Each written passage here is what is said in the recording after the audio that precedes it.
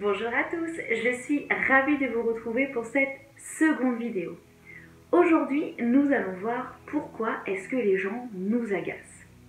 Alors en fait, c'est une vidéo qui m'a interpellée, celle d'Arnaud Rioux. Donc Arnaud Rioux, c'est un formateur, un coach, un conférencier. Je vous invite vivement à aller voir son compte YouTube. C'est une mine d'or. Alors, pourquoi les gens nous agacent? Je trouve cette question vraiment très pertinente. C'est vrai ça, pourquoi est-ce que les gens nous agacent? Je veux dire par là, les gens qu'on côtoie, ça peut être nos voisins, nos collègues, nos proches, des connaissances, voilà. Pourquoi ces gens nous agacent-ils? Alors, d'après Arnaud Rioux, il y a 3 raisons pour lesquelles les personnes nous agacent.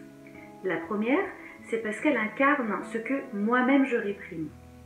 La deuxième raison, c'est que je ne vais pas la supporter parce que cette personne me ressemble.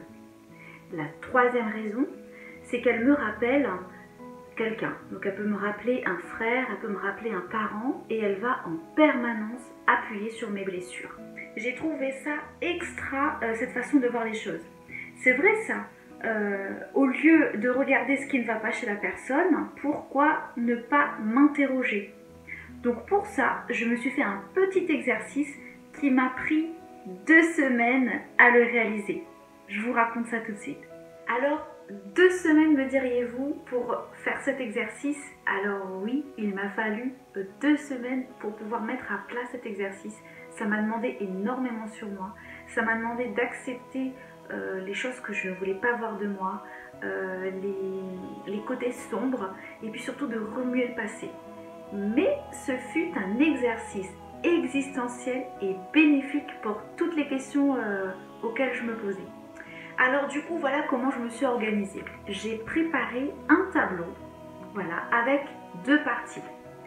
Une avec ce que je n'aime moins chez la personne et l'autre ce que ça me faisait.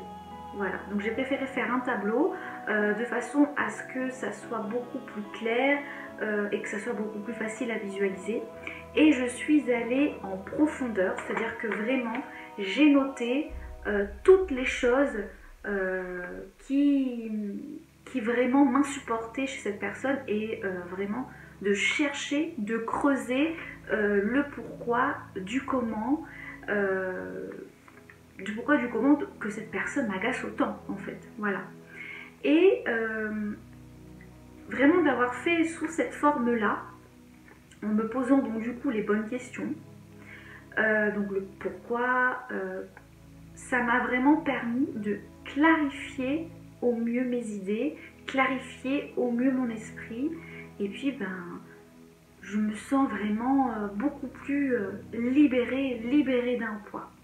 Alors en fait, ce que j'ai conclu de mon exercice, c'est qu'en fait, cette personne ne fait qu'avec ce qu'elle a. Elle ne fait qu'avec les ressources qu'elle a. Chaque personne a sa mission, chaque personne a son chemin, chaque personne a son rythme. Et cet exercice m'a permis de faire taire mon ego et de laisser ouvrir mon cœur.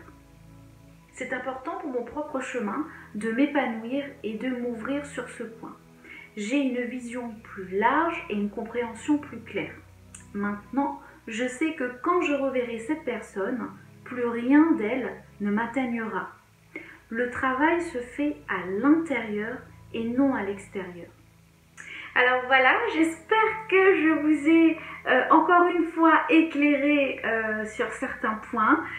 N'hésitez pas à me laisser vos commentaires, n'hésitez pas si vous avez besoin de conseils, vous pouvez très bien me laisser un commentaire.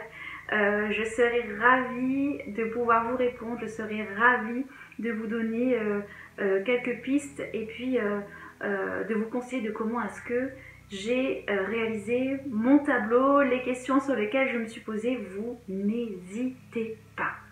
Voilà, je vous souhaite une excellente journée, prenez bien soin de vous et je vous dis à très vite.